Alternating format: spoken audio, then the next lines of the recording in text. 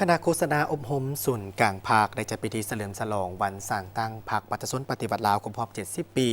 และวันสร้างตั้งสายพพันธ์การทูตระหว่างลาวจีนครบรอบ64 ปี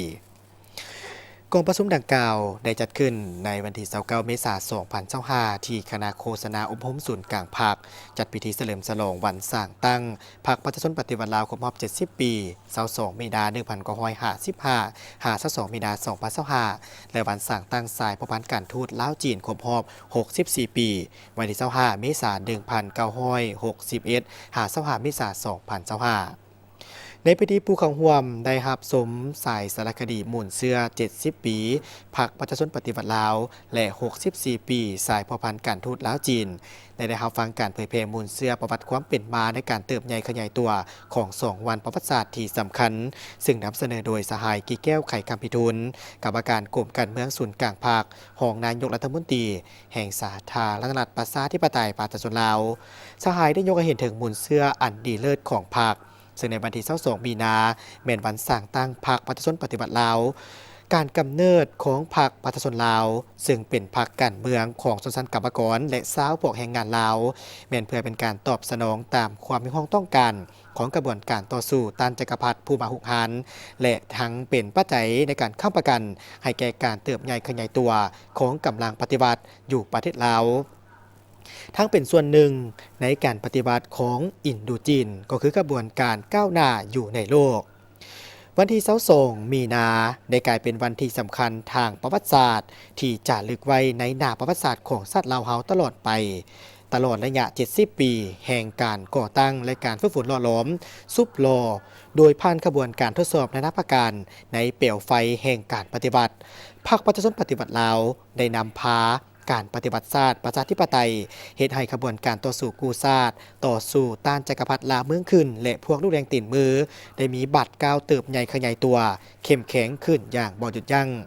มีศาสนาอย่างต่อเนื่องและก้าวไปถึงศาสนาอันยิ่งใหญ่สามารถลึบล้างระบบศักดินาขุนศึกและสถาปนาเป็นสาธารณรัฐประชาธิปไตยประชาชนลาวขึ้นอย่างสง่าผ่าเผยในวันที่2 ธันวาคม ปี 1975นับแต่นั้นมาประชาชนลาวบรรณเผ่าได้กลายเป็นเจ้าของประเทศอย่างแท้จริงประเทศชาติมีเอกราชอำนาจอธิปไตยและพื้นแผ่นดินอันครบถ้วนของประเทศชาติของพวกเขาได้ก้าวขึ้นสู่สังกัดใหม่สังกัดแห่งการสร้างสรรค์พัฒนาประเทศชาติเพื่อนำเอาความเจริญวัฒนาและความห่างมีผาสุกมาสู่ประเทศชาติและประชาชนลาวบรรณเผ่าในโอกาสเดียวกันนี้สหายนางฝางหง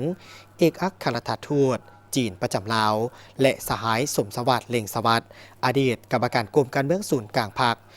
รองนายกรัฐมนตรีแห่งสาธารณรัฐประชาธิปไตยประชาชนลาวทางเป็นที่ปรึกษาสภาทฤษฎีศูนย์กลางภาคได้ให้หู้ถึงความเป็นมาของวันสร้างตั้งสายพพันธ์การทูตระหว่างลาวจีนที่ได้รับการเสริมขยายอย่างบ่หยุดยั้งตลอดระยะ64 ปีแห่งการร่วมมือเห็นได้ว่าการร่วมมือระหว่าง2 ประเทศนับมือนับกว้างขวางซึ่งเป็นการเสริมขยายมูลเสื้อปฏิวัติอันดีงามประกอบส่วนอันใหม่ในการสุกยู่การร่วมมือกันต่างฝ่ายต่างมีผลประโยชน์ร่วมกันในทุกโครงข่ายเวียกงานและเพิ่มเนื้อในอันใหม่ให้แก่การพัวพันคู่ร่วมมือยุทธศาสตร์รอบด้านระหว่าง2 ชาติลาวและจีนเฮ็ดให้ประเทศลาวและประเทศจีนเป็นเพื่อนบ้านที่ดีเป็นเพื่อนมิตรที่ดีสหายที่ดีและคู่ร่วมมือที่ดีจนถึงปัจจุบันกลายเป็นคู่ร่วมชะตากรรมลาวจีนเมื่อปัจจุบันนี้จีนเป็นคู่การค้าที่ใหญ่อันดับที่2ของลาวเฉพาะปี 2024 มูลค่าการค้าของ2 ฝ่ายบรรลุถึง 8.23 ตื้อดอลลาร์สหรัฐเทียบกับปี 2023 แมนเพิ่มขึ้น 15.91 ส่วนห้อยมูลค่าการค้า2 ฝ่ายมีทางเอียงเพิ่มขึ้นอย่างต่อเนื่องภายหลังที่มีการเปิดนำใช้เส้นทางรถไฟลาวจีนตั้งแต่นั้นเป็นต้นมา